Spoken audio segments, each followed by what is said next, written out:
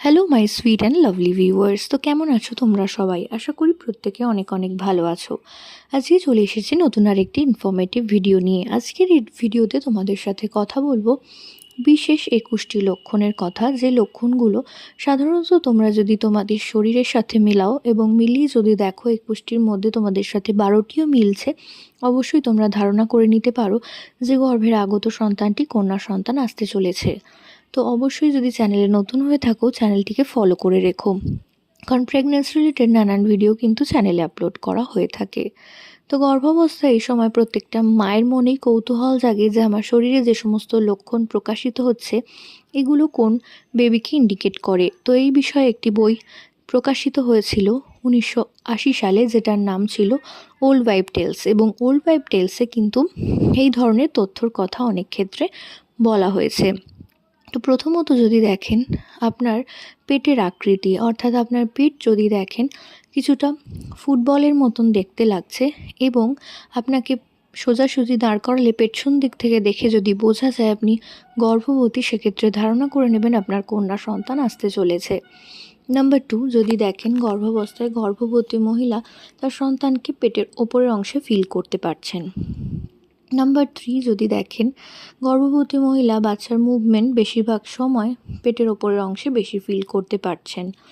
Number 4, যদি দেখেন গর্ভাবস্থায় গর্ভবতী মহিলা যখনই শুতে যাচ্ছেন তখন তিনি ডান দিকে কাত হয়ে শুতে অনেক বেশি পছন্দ করছেন, এবং শোবার এই ধরন সাধারণত একজন গর্ভবতী মায়ের পক্ষে বোঝা অসম্ভব, কারণ এই সময় তিনি অধিকাংশ সময় যখন ঘুমান তখন তার ঘুম অনেক গাঢ় হয়ে যায়। তো এই কারণে বাড়ির লোক ছাড়া এটা বোঝা খুব পরিমাণ অসম্ভব, তাই বাড়ির লোককে নোটিস করতে বলবেন আপনি কোন দিকে কাত হয়ে শুচ্ছেন। এছাড়াও যদি দেখেন গর্ভাবস্থায় গর্ভবতী মহিলা দিনে দিনে অনেক সুন্দরী হয়ে যাচ্ছেন এবং ত্বক অনেক উজ্জ্বল এবং ফর্সা হয়ে যাচ্ছে।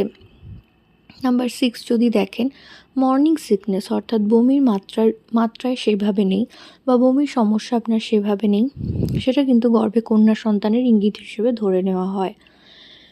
নাম্বার 7, যদি দেখেন গর্ভাবস্থায় গর্ভবতী মহিলার বাম দিকের স্তন ডান দিকের থেকে অনেকটা বড় আকার ধারণ করেছে, এটাও কিন্তু গর্ভে কন্যা সন্তানকে ইঙ্গিত করে।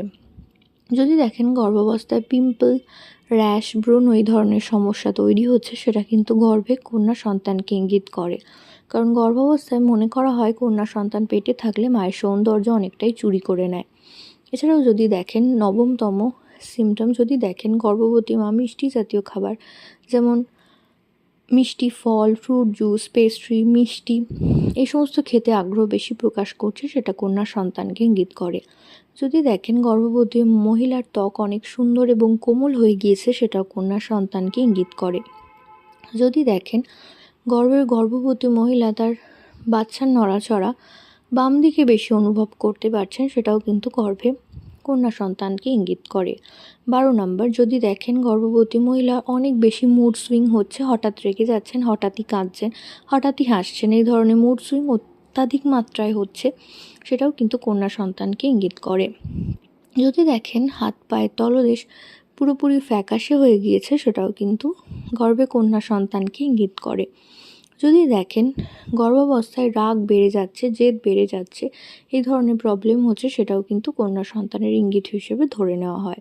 যদি দেখেন লিনিয়া নিগ্রা বা নাভি লাইন তৈরি হয়েছে এবং শুধুমাত্র নাভির নিচের অংশেই রয়েছে, সেটাও কিন্তু কন্যা সন্তানের ইঙ্গিত হিসেবে ধরে নেওয়া হয়। যদি দেখেন নাভির কোনো রকম পরিবর্তন হয়নি, অর্থাৎ নাভি আগেও যা ছিল বর্তমানেও ঠিক একই রকম রয়েছে, সেক্ষেত্রেও ধারণা করে নেবেন গর্ভের সন্তানটি কন্যা সন্তান আসতে চলেছে। এছাড়াও যদি দেখেন ইউরিনের কালার সকালের যে ইউরিন সেটা কিছুটা ঘোলাটে বা ফ্যাকাশে সাদা, তো সেটাও কিন্তু গর্ভে কন্যা সন্তানকে ইঙ্গিত করে। 17 নম্বর, যদি দেখেন প্রচণ্ড পরিমাণে চুল উঠছে, সেক্ষেত্রেও কিন্তু ধারণা করে নিতে পারেন যে গর্ভের সন্তানটি কন্যা সন্তান আসতে চলেছে।